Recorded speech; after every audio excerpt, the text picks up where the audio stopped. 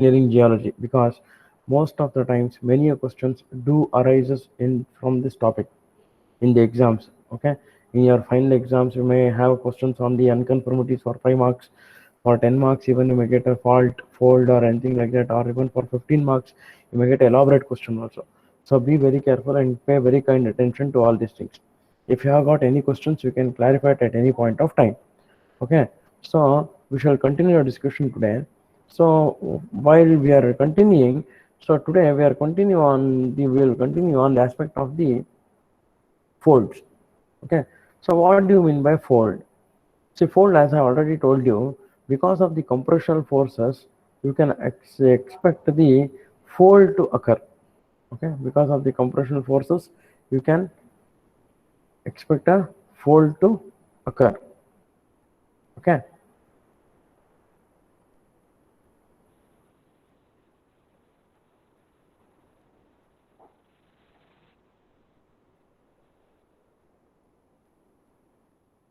okay, so these are the ones through which you can expect a fold to occur. Okay, so now when we look at the fold, what are folds? So folds are the wave-like bends in a layered rock. Okay, so these are the wave-like patterns that are being formed in a rock due to compression from the adjacent sides of a rock. When the earth is being subjected to compression, or earth is being subjected to forces, tectonic forces, that is the compressional forces from both the sides, you can expect a fold to occur. Okay, so these represent strained in a ductile manner, usually under the compression. Okay, as I already told you that because of the compressional forces acting on the rock from both the sides, the folds do occur. Okay, so the axial plane, what happens is it divides a fold into two limbs. Okay, one which is the surface which traces an axial plane is called as a hinge line or axis of the fold. Okay, so this axial plane itself divides the fold into two parts. One is a hinge line and that another one is two limbs. Okay, so there are two types. One is anticline and another one is a syncline. Anticlines are the one which are upholding folds and synclines are the down arching folds. Okay, anticlines are the mountains and synclines are the valleys. To be very simple, in a very common language, anticlines represents a mountain like surface and syncline always represent a valley like depression. Okay, so here you can see what are the anatomy of the folds. So this question will be arised in the examinations, so make very good note of this. So this is the anatomy of the fold, how we are going to divide the fold into different parts. Okay, so always bear in your mind, a fold has got all these aspects of crust, trough, limbs, hinge zones, fold axis, axial planes, axial surface, plunge, wavelength, inflection point, and vergence. Okay, so all of these are being divided into a fold. Okay, all these comprises together into a fold. Okay, so what is a crust? So crust is the wave like upper articulation of the fold. Okay, you can see this is the uplike mountain region which is found in a fold is called, that part which comprises of the upfold arch is called as a crust. Okay, so trough represents the downward valley portion that has been thrown into U-shaped valley. Okay, limbs are the ones which are being seen at two parts of a fold. Okay, so in two parts you can see limbs are the ones which acts as a supporting column to the fold. Okay, so hinge zones are the one which divides the, it's imaginary line which cuts the fold exactly at the center. Hinge line is a line, is an imaginary line which cuts the fold exactly at the center, dividing the fold into two equal parts. Okay, so that zone is called as a hinge zone, or a line is called as a hinge line, and the plane is called as a hinge plane. Okay, so coming to the axial plane is the one where the fold assumes the axis about which it is being rotated. Okay, plunging is the angle which is being created by the fold which has either moved inside with respect to the axis plane. Okay, so what happens is this axis actually it should be in this line, it has gone downwards, so that angle which is being created by the axis and the hinge line is always called as a plunge or a angle of plunge. Okay, so the wavelength is a upward displacement of the wave. Okay, so coming to the inflection point is a point where the fold assumes maximum angle and it may assume a decreasing steep angle also. Okay, so these are the different anatomy of the folds. Here you can see very clearly what is axial plane, what is axis, and what is angle of plunge. Okay, so this is a fold. This two represents the limbs. These two lines represents the limbs. This is the axis of the fold. A fold is always determined in this way itself. It is a tunnel like projection.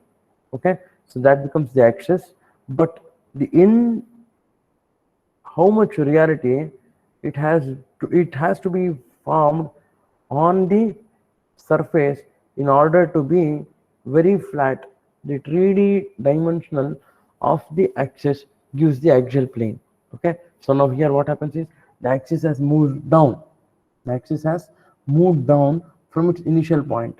Okay, so this should be the initial point that represents the axial plane, but in reality it has moved down, so that area is always called as a axial plane. And angle of plunge is that which is making an angle with the axial plane and the axis, real axis and the real and the real axis plane and the imaginary axial plane. Okay, real axis plane and the imaginary axial plane. The angle that is being created is called as a angle of plunge. Okay, coming to the types of the folds. They match the anatomy of folds or they match for the types of the folds also. One are the plunging folds. So plunging folds are the ones in which the hinge line is not horizontal. Okay, what happens in a plunging fold is that the hinge line is not horizontal. Okay, so coming to the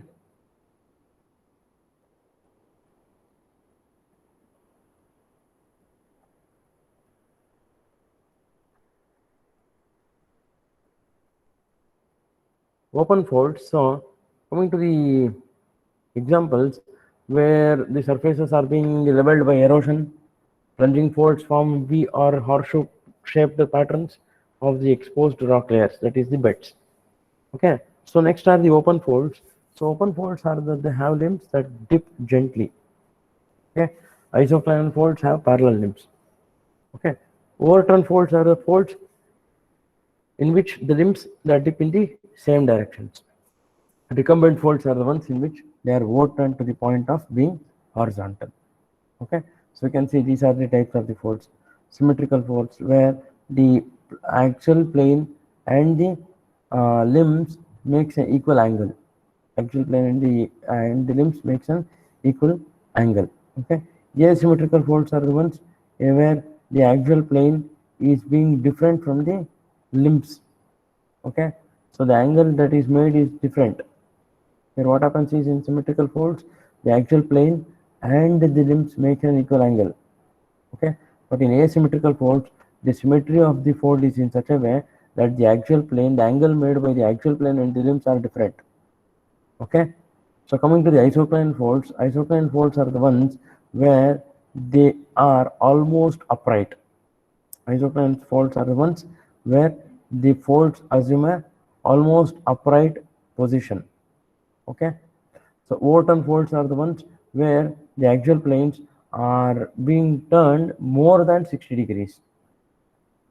Okay, more than 60 degrees, the axial plane and the limbs move towards each other. Okay, between two folds, that is between two successive crusts and two successive troughs, the angle is almost similar. In a recumbent fold, what happened is, in a recumbent fold, the angle that is made by the fold is more than turned towards 90 degrees. More than 90 degrees, the fold will be turned down. Okay, chevron fold is the one where the actual plane has got a sharp edges. Chevron folds are the ones where the actual planes has got sharp edges. Okay, So coming to the structural domes and basins, so domes are the structures in which the beds, that is your bed, dip away from a central point. Okay, so they dip away from a central point. Usually they are called as a doubly plunging anticlines. Okay, so they are domes are the ones where the beds dip away from a central point, and those central point are usually called as domes. Basins are the structures in which beds dip towards a central point. Okay, so in domes what happens is they move away from the single point. In basins what happens is they move in towards a single central point. Coming to the fractures. So what are fractures? Joints and faults are the fractures that are being commonly found in a rock. Joints are the fractures or cracks in a bedrock along which essentially no movement has occurred. Okay, multiple parallel joints are called as joint sets. So faults are the fractures in the bedrock along which the movement has occurred. Okay, so it is considered an active if movement has occurred along with them in the last 11,000 years. Okay, in the last 11,000 years, if it has been moved, then you can consider them as a active fault, or else it is called as a inactive faults. Coming to the, based on the type of the movement of the fault, you have got three important types. One is dip slip, next one is strike slip, and on next one is a oblique slip. Okay, so coming to the fractures, first we shall look into the fractures today. So how fracture is being defined? So fracture is defined by Twiss and Moores in 1992. So they gave a definition for a fracture as surfaces along which the rocks or minerals have been broken. They are therefore surfaces across which the material has lost cohesion. So where the surfaces have lost their cohesion means gum-like or glue-like property by virtue of which the particles are being joined to one another. Okay, so the cohesion means the gum-like structure or the gum-like points by virtue of which the particles have been joined together are called as a cohesion. So these are the surfaces along which the rocks or minerals have broken their cohesion properties. So this is a definition given by Moores. Okay, coming to the characteristics of fractures according to Pollard and Hayden of 1988. So fractures have two parallel surfaces that meet at a fracture front. These surfaces are approximately planar, and also the relative displacement of the originally adjacent points across the fractures is small compared to the fracture length. Okay, so these are the very three important characteristics of the fractures. Okay, so definition should be given in this way itself. Surfaces along which the rocks or fragmentals have been broken down, and therefore these surfaces across which the material has lost cohesion. Cohesion means it is a property by which the materials can be glued together. The minerals and rocks can be stick together. Okay. So coming to the characteristics of fractures, how they are defined by Pollard and Hayden. The fractures have two parallel surfaces that meet at a fracture front. So these surfaces are approximately planar. So these relative displacement of originally adjacent points across the fractures is small compared to the fracture length. Fracture, joint and faults. Okay, so the term fracture always combines both the joints and the faults. Okay, so joints means they are the fractures along which there has no appreciable movement of the parallel body. Okay, so there is no appreciable, you cannot even make down the movement of the body adjacent to which the fracture has occurred or joint has been occurred. Okay, so the fractures, only slight movement of the normal to the fracture plane can be seen. Okay, if there is any breakage on the walls, you cannot expect the wall to break down. Only there will be small relative displacement of the particles. Okay, so those are commonly called as joints.